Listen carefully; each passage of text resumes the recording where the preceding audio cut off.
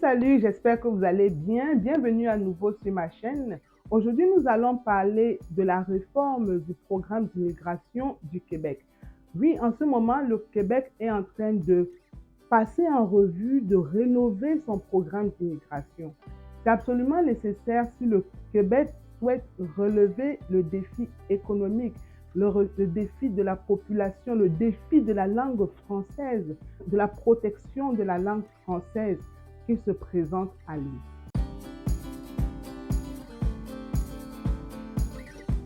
Si c'est la première fois que vous arrivez ici, moi c'est Charlie Dende, j'ai immigré au Québec, au Canada, il y a de cela 10 ans, dans le programme régulier des travailleurs qualifiés. Et aujourd'hui, je suis citoyenne. Je suis fière de participer à l'économie québécoise, de travailler et de vivre en français. Je vais passer en revue nouvelles modalités que le Québec souhaite mettre en place. D'abord, pourquoi est-ce que le Québec souhaite mettre ces nouvelles réformes en place? Il faut savoir que le français est en déclin de plus en plus dans la province québécoise, qui est censée être le fanion du français. Le français a de la difficulté à se faire une place, même dans la province. Il y a des moments où on est servi en anglais, et de plus en plus même en anglais par rapport au français, au point où le Parlement n'a pas manqué de sortir d'autres lois visant à ramener le français sur la table, visant à pousser les Québécois et les Québécoises à parler de plus en plus français. Alors, dans cette nouvelle réforme, le français est au cœur, ou bien sera au cœur de l'action. Les nouveaux immigrants qui arriveront sur le territoire seront obligés de respecter un niveau de langue française. Aussi, le Québec a perdu beaucoup de personnes pendant la COVID. Et même en dehors de cela, la population québécoise est vieillissante. L'enjeu ici, c'est de rajeunir la population au maximum pour créer un dynamisme économique sur le long terme. Il y a plusieurs personnes qui vont bientôt aller en retraite. Qu'est-ce qui va se passer si on ne remplace pas ces personnes maintenant? Qu'est-ce qui pourrait se passer? Le Québec aussi a le défi de renforcer l'économie au niveau des régions. Les régions se vident, les gens vont plus en ville. Il est question ici maintenant de permettre aux gens de travailler dans les régions, ou bien de permettre à ceux qui sont arrivés, même avec les visas visiteurs, de continuer leur travail en région, de régulariser leur situation et de rester en région. Donc voilà les défis qui se présentent comme ça à la province, et le Premier ministre n'a pas manqué avec son ministre de l'Immigration de chercher des solutions à ces problèmes-là. Alors, pourrait-on dire que l'immigration serait la bouée de sauvetage de la province? Qu'est-ce qui va changer dans la réforme de l'immigration québécoise? On va d'abord commencer avec le programme des travailleurs qualifiés. Le programme, initialement, était un programme régulier pour les travailleurs qualifiés. Dans ce programme, le français n'était pas évalué. Il suffisait que tu dises que tu parles le français, tu comprends le français, que tu écris le français pour que ton dossier passe, si tu remplis d'autres critères. Donc, le français n'était pas au cœur de la sélection. On est passé, dans la nouvelle réforme de 2024 à 2027, on est passé maintenant du programme régulier des travailleurs qualifiés au programme de sélection de travailleurs qualifiés. Dans le programme régulier des travailleurs qualifiés, on n'avait pas besoin d'avoir un niveau de langue. Déjà, ce n'était pas évalué, le niveau de langue n'était pas évalué. Ensuite, on utilisait un système de points. Il fallait avoir un certain nombre de points pour être sélectionné. Les points qu'on connaît, les points liés à l'âge, à l'expérience professionnelle, à son niveau d'études, etc. Ou bien la taille de la famille, les enfants et tout. Donc voilà les points qui nous permettaient comme ça de passer entre les mailles avec le programme des travailleurs, avec le programme régulier des travailleurs qualifiés. Maintenant, avec la réforme, le Québec met sur la table un nouveau mode de sélection.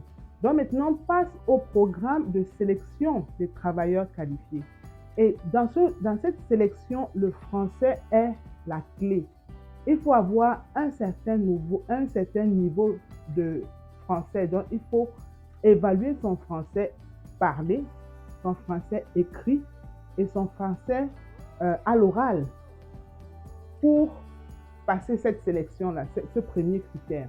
Donc, ce ne sera plus le critère, la sélection basée sur les points, mais ce sera la sélection basée sur certains critères que le Québec va mettre sur pied pour pouvoir sélectionner vraiment les personnes intéressantes qui pourront désormais émigrer dans le programme de sélection des travailleurs qualifiés.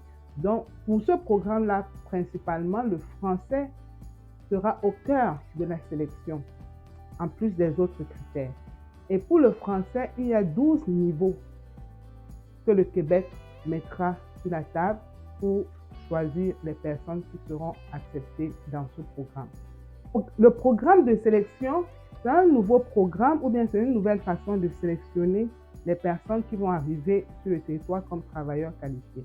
En plus du français, ces personnes-là devront avoir une expérience professionnelle, bien entendu, pouvoir s'intégrer facilement dans le milieu du travail une fois arrivé au Québec. Et aussi, on a élargi quand même le bassin de sélection à ce niveau-là, ce qui est assez intéressant parce qu'on a intégré d'autres types d'emplois, des emplois qui au départ n'étaient pas très valorisés, mais qui sont maintenant inclus dans le bassin de la sélection et qui pourra permettre de choisir un plus grand nombre de personnes. Alors, donc, pour ce programme de sélection, en plus du français, en plus des critères d'expérience professionnelle qui va faciliter l'intégration, il y a le volet 1 qui requiert des formations ou bien des qualifications élevées. Par exemple, formation universitaire, formation technique professionnelle ou bien formation secondaire professionnelle. Donc, si tu as ce genre de formation-là, tu fais partie du premier maillon, du premier volet de sélection. Et pour le volet 2, ça c'est un niveau intermédiaire. Donc, on vous permet quand même avec votre niveau intermédiaire, c'est-à-dire que vous avez un niveau secondaire, professionnel ou technique qui vous permet de travailler. Même l'expérience que vous accumulez en milieu de travail vous donne d'être dans ce volet-là si vous êtes capable de prouver que vous avez les compétences que vous avez réunies en milieu de travail. Vous faites partie du volet 2 intermédiaire. Dans ce volet, par exemple, on va retrouver les cuisiniers, on va retrouver les chauffeurs camions, on va retrouver les préposés aux bénéficiaires. Donc, le Québec donne la chance à un maximum de personnes d'être sélectionnées avec le nouveau programme qui s'en vient. Le troisième volet, en fait, concerne les professions qui sont réglementées, les professions qui sont dans un ordre, parce que les professions qui demandent une autorisation, comme par exemple l'ordre des infirmiers, l'ordre des conseillers en sécurité financière pour les assurances. Et un volet concerne les talents d'exception. Donc, vous pouvez avoir un talent particulier que le Québec recherche et même si vous ne parlez pas couramment le français, le Québec peut reconnaître ce talent qui est rare, qui est en vous et dont le Québec a besoin et vous faire émigrer dans le programme de sélection des travailleurs qualifiés du Québec. D'accord? Donc, voilà les 4 volets qui vont composer ce premier programme et qui va permettre quand même à une masse de personnes de postuler au programme d'immigration. Et ce ne sera plus avec le système de points, mais ce sera sur la base des critères que le Québec aura savamment choisi pour être sûr d'avoir les bonnes personnes qui pourront aider le Québec à avancer. Le deuxième programme parlait des personnes d'affaires. On parle ici d'entrepreneurs, d'entreprises et des créateurs d'emplois, Donc, pour eux, ils devront avoir un niveau 7 vous avez bien compris le niveau 7 de leur test de langue. C'est un niveau intermédiaire, ce n'est pas un niveau de ouf. Une fois que vous réussissez un test de français avec cela, c'est-à-dire le parler, l'écrit, l'oral, niveau 7, vous êtes qualifié en plus des autres critères qui sont liés au programme des personnes d'affaires. Maintenant, au niveau du programme des investisseurs, les investisseurs vont également voir leurs conditions d'entrée sur le territoire assouplies par le Québec. En plus des autres critères liés aux investisseurs, bien entendu, il faudra que les investisseurs qui vont arriver puissent parler couramment français. Ils seront beaucoup plus tirés dans le profil francophone. Le programme de regroupement familial. Dans ce programme, j'ai noté quand même quelque chose. Ici, on donne plus la charge du travail au garant. Donc, celui qui fait venir son membre de famille va s'occuper de mettre sur pied un plan d'action pour amener ce membre de la famille à se conformer au programme d'immigration, regroupement familial. Donc, parler français, s'intégrer au Québec et vivre au Québec tel que la loi le demande. Donc ici, le garant vraiment a du pain sur la planche. C'est le garant qui s'occupe de son membre de famille qui viendra dans le cadre du regroupement familial. Donc à ce niveau, le Québec se détache de cette responsabilité et la confie au garant. Surtout si le membre de la famille a entre 18 et 55 ans. Le programme de l'expérience québécoise. Le programme de l'expérience québécoise, je pense que ça va intéresser plus d'une personne, surtout nos étudiants qui arrivent ici avec le permis temporaire et qui aimeraient travailler après leurs études.